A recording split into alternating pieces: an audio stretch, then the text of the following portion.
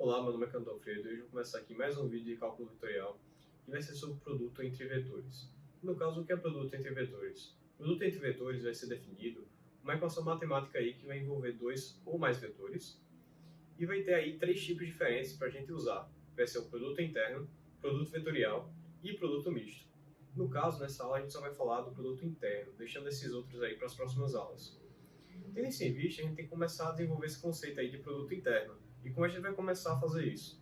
Vamos começar com a definição aqui de norma de um vetor. O que vai ser norma de um vetor? Norma de vetor é definido como comprimento de um vetor. Ou seja, a partir do momento que você tem um vetor aqui, AB, a norma de AB vai ser o comprimento de AB. Ou seja, o comprimento aí de A até B. Tendo isso em vista, se a gente tiver a norma de um vetor A, vai ser o comprimento desse vetor A. Ou seja, norma é um sinônimo de comprimento aí de um vetor. Tendo isso em vista, como a gente vai representar a norma na equação matemática? Basicamente é o seguinte, a gente pega o vetor aqui e enclausura ele na esquerda e na direita com duas barrinhas verticais. Isso conta para esse aqui e esse aqui. Ou seja, você percebe aqui que tem um vetor dentro de duas barrinhas verticais de cada lado. Ou seja, assim que você representa a norma de um vetor aqui na equação matemática. Tendo isso em vista, tem uma observação muito importante para ser feita, que se você tira a norma de um vetor e ela fica igual a 1, esse vetor é unitário. Mas por quê? Porque a definição de vetor unitário é aquele vetor que tem comprimento 1. E já que norma é a mesma coisa que comprimento, quando a norma de um vetor for 1, automaticamente esse vetor é um vetor unitário. Tendo isso em vista, tem mais uma observação aqui para fazer que é bem interessante, que é o seguinte: se você tem um vetor U, que é o vetor unitário, ou seja, tem comprimento 1, e você tem um vetor A aí também, que é um vetor que está na mesma direção que U, ou seja, você pode escrever A como combinação linear de U, multiplicando aqui por uma escala alfa, que a gente não sabe quanto é. Se você perceber, já que U tem comprimento 1, esse alfa aqui, se esse alfa for 3, o comprimento de A vai ser 3. Se esse alfa for 5, o comprimento de A é 5. Se esse alfa for 7, o comprimento de A é 7. Ou seja, o módulo desse alfa aqui vai ser igual à norma, igual ao comprimento desse A. Ou seja, você consegue notar que nessa situação a norma desse vetor A é igual ao módulo desse escalar aqui, alfa. Ou seja, você pode deduzir isso quando você está trabalhando com a combinação linear, envolvendo um vetor e o vetor unitário da direção dele. Basicamente isso. Tendo isso em vista, essa definição aqui de norma de um vetor e essas duas observações, a gente consegue notar aqui as primeiras propriedades. A primeira propriedade aqui da norma de um vetor é que a norma de um vetor sempre vai ser maior ou igual a zero. Porque como norma é sinônimo de comprimento, tem algum comprimento que é negativo? Não.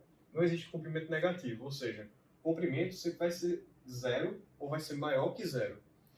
Ou seja, esquece aí qualquer possibilidade de uma norma que seja assim negativa, que seja, por exemplo, menos 3, menos 5, sempre vai ser maior ou igual a zero. Segunda propriedade é que se a norma aqui de um vetor for zero, vai só acontecer em um caso, que é no caso do vetor ser o vetor nulo. Ou seja, encontrou uma norma aí de um vetor que é igual a zero, é porque o vetor é o vetor nulo. E a terceira propriedade é que se você tira a norma de um vetor vezes um escalar, é a mesma coisa que você tirar aí o escalar, aqui, o módulo do escalar, vezes a norma de um vetor. Basicamente isso. Então, essa relação aqui é válida, você pode usar aí em várias situações, e essas propriedades aqui são basicamente as propriedades gerais da norma de um vetor. E agora a gente vai avançar para alguns assuntos mais elevados em relação a produto interno. Agora eu vou conceituar o que é ângulo orientado entre vetores. No caso, o que seria isso? Primeiramente, vamos deduzir aqui dois vetores, A e B. E vamos refrescar a memória com o conceito do ensino médio aí de ângulo. O que é um ângulo? Ângulo é basicamente uma medida de rotação, meio com forma de medir o quanto uma coisa gira.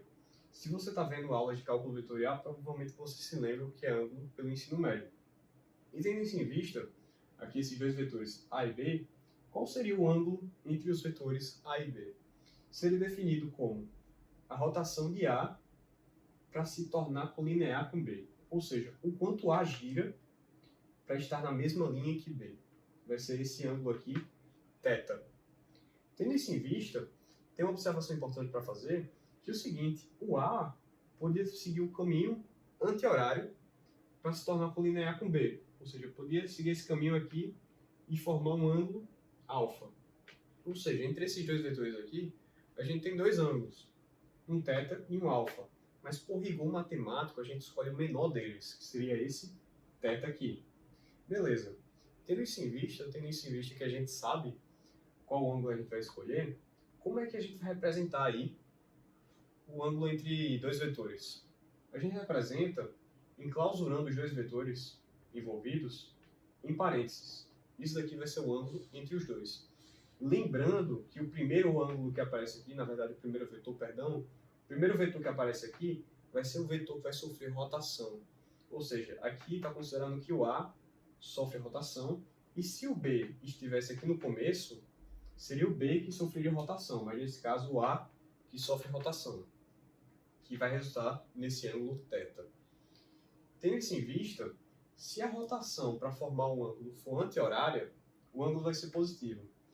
E se a rotação para formar um ângulo for horária, vai ser negativo. É exatamente isso que você ouviu, apesar de um pouquinho estranho a alguns ouvidos. Realmente, se a formação aí for anti-horária, positivo. Se a formação for horária, negativo.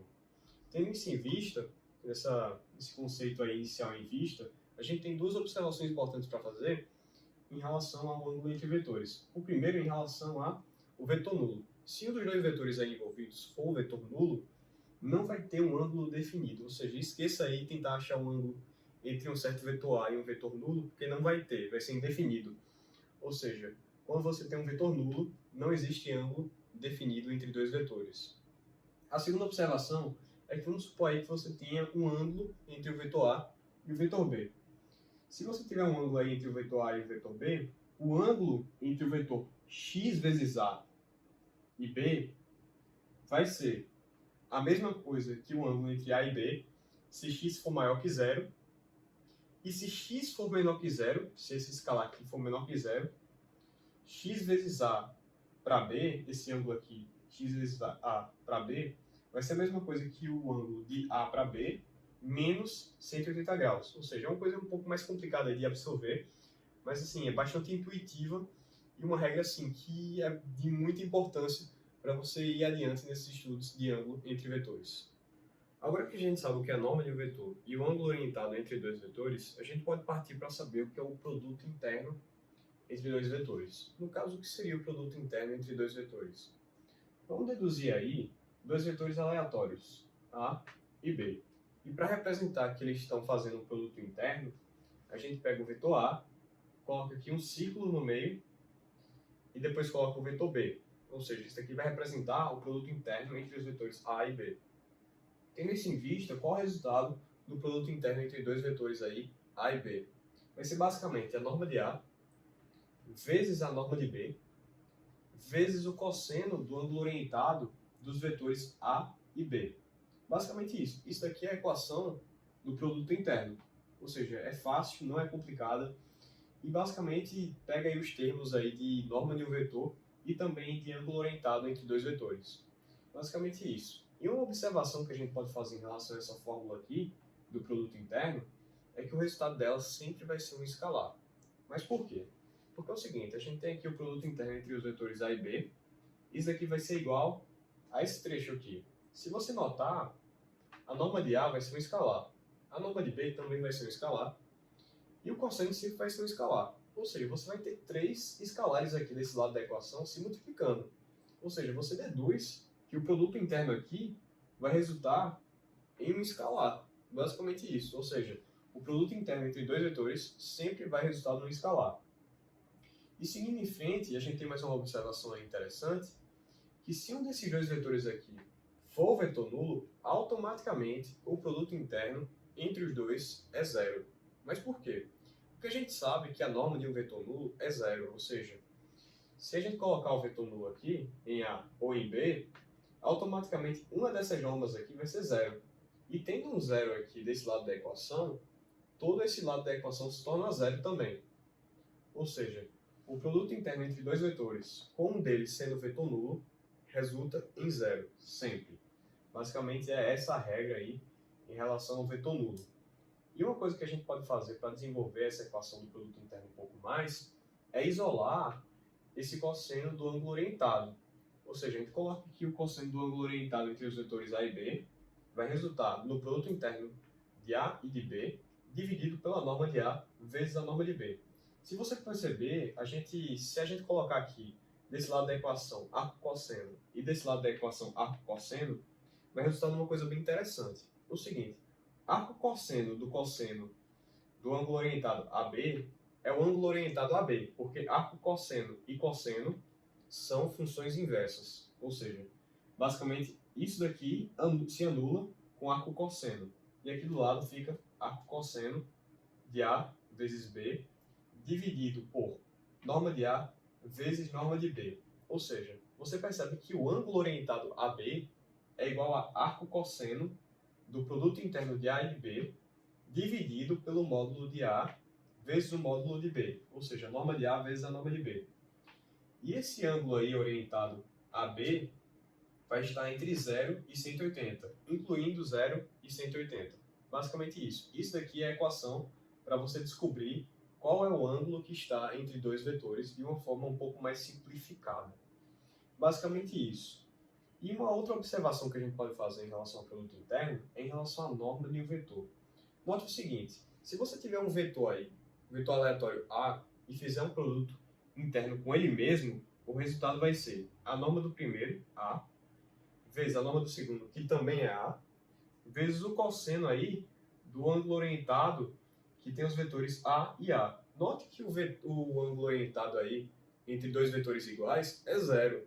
Ou seja, esse ângulo aqui é zero. E o cosseno de zero é 1. Ou seja, você percebe que o produto interno de A com A é a mesma coisa que a norma de A vezes a norma de A. Ou seja, você percebe que se você pegar essa norma de A aqui, que está ao quadrado, e passar a raiz para o outro lado, você tem que a norma de um certo vetor A é igual à raiz de seu produto interno, com ele mesmo, no caso. Basicamente isso. Isso é outra forma de você descobrir a norma de um vetor. Basicamente, se você quiser descobrir aí de uma forma um pouco mais descontraída, diferenciada, você pode tirar a raiz de um produto interno com ele mesmo. Basicamente isso. Isso daí é uma regra adicional que é muito importante e pode servir muito para você aí nos seus estudos de cálculo vetorial. Agora a gente vai dar o conceito de vetores perpendiculares. No caso, relembrando o conceito de duas coisas serem perpendiculares, duas coisas são perpendiculares quando elas formam um ângulo de 90 graus. Ou seja, a partir do momento que você tem dois vetores aqui, A e B, que não são nulos, e entre eles existe um ângulo orientado aqui, AB, de 90 graus, ou π sobre 2 radiano, eles são vetores perpendiculares. Ou seja, automaticamente, quando você tem dois vetores e o ângulo orientado entre os dois for 90 graus, ou π sobre 2 radiano, eles se tornam vetores perpendiculares. Tendo isso em vista, se a gente fizer um produto interno entre os dois, considerando que eles são vetores perpendiculares, o produto interno vai ficar o seguinte, vai ficar a norma de A vezes a norma de B vezes o cosseno do ângulo orientado entre os vetores A e B. O ângulo orientado entre os vetores A e B é 90 graus, e o cosseno de 90 graus é zero. Ou seja, esse fator aqui vai ficar zero, e todo esse lado da equação aqui vai ficar zero. Ou seja, quando você tem o produto interno entre dois vetores e o resultado é zero, e esses dois vetores aqui são não nulos, automaticamente esses dois vetores aqui são perpendiculares. Ou seja, encontrou um produto interno que deu zero e os dois vetores não são nulos, então eles são perpendiculares. Essa aqui é a notação para perpendicular, que é basicamente esse T ao contrário, para representar que uma coisa está perpendicular à outra. Agora que a gente sabe que são vetores perpendiculares, a gente parte para ver o que é uma base ortonormal. O que é que seria isso daqui? Primeiramente, vamos definir o que é uma base ortogonal, que é um pouquinho diferente. O que é que seria isso daí? Vamos supor que a gente tem uma base aqui com três vetores ali, A, B e C. E que, se você fizer um produto interno entre qualquer um desses vetores com outro desses vetores aqui da mesma base, vai dar zero. Ou seja, se você fizer um produto interno entre A e B, vai dar zero. Entre A e C vai dar zero. Entre B e C também vai dar zero. Ou seja, qualquer par aí de produto interno vai dar zero. O que isso implica? Isso implica que cada um desses vetores L e I aqui possui um ângulo de 90 graus em relação a qualquer outro. Ou seja, B tem um ângulo de 90 graus em relação a C. B tem um ângulo de 90 graus em relação a A. E A tem um ângulo de 90 graus em relação a C. Ou seja, são vetores perpendiculares. Isso daqui é considerado uma base ortogonal. Ou seja, se você tiver três vetores L e I, aí formando uma base, e você fizer um produto interno entre qualquer par deles, vai ser zero o resultado. Tendo isso em vista, a gente parte para o conceito de base ortonormal, que seria uma base ortogonal, ou seja, cada vetor aí da base vai ser perpendicular em relação ao outro, mas cada vetor aqui da base vai ser unitário. Ou seja, base ortonormal seria uma base ortogonal com os vetores aí da base unitários. Ou seja, a norma de cada um aqui vai ser 1. Automaticamente isso aí vai ser considerado uma base ortonormal. E um exemplo de base ortonormal que a gente vinha trabalhando já há um tempo é a base canônica do R3, que é essa base aqui com os vetores I, J e K.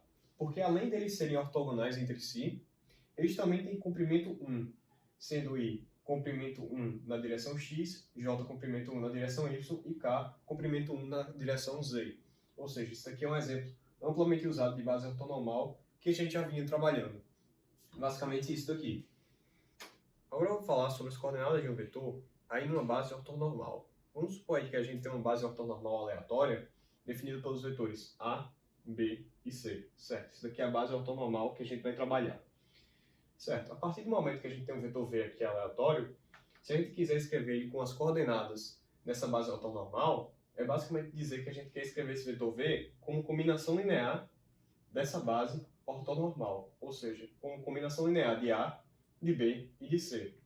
As coordenadas desse vetor nessa base serão x, y e z. Certo? A gente já fez uma combinação linear aí para representar o vetor nessa base ortonormal, porém a gente não sabe como é o valor de x, de y e de z. E a nossa missão é encontrar agora esse valor de x, de y e de z. No caso, para a gente descobrir, a gente faz o seguinte. Vamos supor aqui que a gente está fazendo um produto interno entre V e o vetor A. É basicamente dizer a mesma coisa que a gente vai fazer um produto interno entre tudo isso aqui, que está do lado direito, com o vetor A. Note que se você fizer um produto interno disso daqui com o vetor A, essa parcela aqui vai se tornar zero. Por quê? Porque B e A são ortogonais. E dois vetores ortogonais, quando fazem um produto interno, dá zero. Mesma coisa para essa parcela aqui, porque C e A são ortogonais, e logo essa parcela aqui vai se tornar zero quando for fazer um produto interno com A. Ou seja, a única parcela que quando fizer produto interno com A não vai se tornar zero é essa daqui, que vai se tornar x. Por quê? Porque x vezes A fazendo produto interno com A vai dar x, porque A fazendo produto interno com A dá igual a 1. Por quê? Porque um vetor aqui unitário, quando ele faz um produto interno consigo mesmo, o resultado é 1. Ou seja, por conclusão, quando você faz um produto interno entre V e o vetor A, é igual a x. Ou seja, a gente descobriu aqui a coordenada x. Repetindo esse processo, só que fazendo um produto interno entre o vetor V e o vetor B, você tem y, e o vetor V fazendo um produto interno com o vetor C é igual a z. Ou seja, basicamente é assim que você descobre as coordenadas de um certo vetor aleatório escrito com as coordenadas na base ortonormal. Basicamente desse jeito. Pega o vetor e multiplica aí no produto interno pelos vetores aí da base. Basicamente isso já avança a gente muito no conteúdo e também pode refletir uma coisa muito importante agora, que é como a gente calcula um produto interno baseado em coordenadas aí de dois vetores. Vamos supor que a gente tem dois vetores aqui, A e B, e eles possam ser escritos como combinação linear de I, de J e de K. Beleza, cada um aqui com suas coordenadas, mas os dois aqui escritos na base canônica do R3. Beleza, se a gente for fazer um produto interno entre A e B, basicamente a gente tem aqui o vetor A decomposto aqui na combinação linear de I, J, K, e o vetor B aqui também decomposto na combinação linear aqui de I, de J e de K. Aplicando as propriedades do produto interno, a gente avança aqui na equação para chegar num ponto em que a gente descobre que o vetor A, fazendo um produto interno com o vetor B, é basicamente a primeira coordenada de A vezes a primeira coordenada de B, mais a segunda coordenada de A vezes a segunda coordenada de B, mais a terceira coordenada de A vezes a terceira coordenada de B. Lembre-se que isso daqui só funciona quando sua base for ortonormal, ou seja, não apenas ortogonal ou não apenas uma base comum, mas se for uma base ortonormal, isso daqui funciona e é muito válido. Ou seja, você basicamente multiplica a primeira coordenada de um vetor com a primeira do outro, soma com a segunda coordenada de um vetor vezes a segunda coordenada de outro e soma a terceira coordenada de um vetor vezes a terceira coordenada de outro vetor. Basicamente assim você faz um produto interno muito mais rapidamente para você descobrir o resultado da sua equação. Para finalizar, eu gostaria de agradecer a você por assistir esses vídeos e apoiar esse canal. Então é sempre uma coisa muito gratificante ver que tem espectadores dando seu like e apoiando esse canal.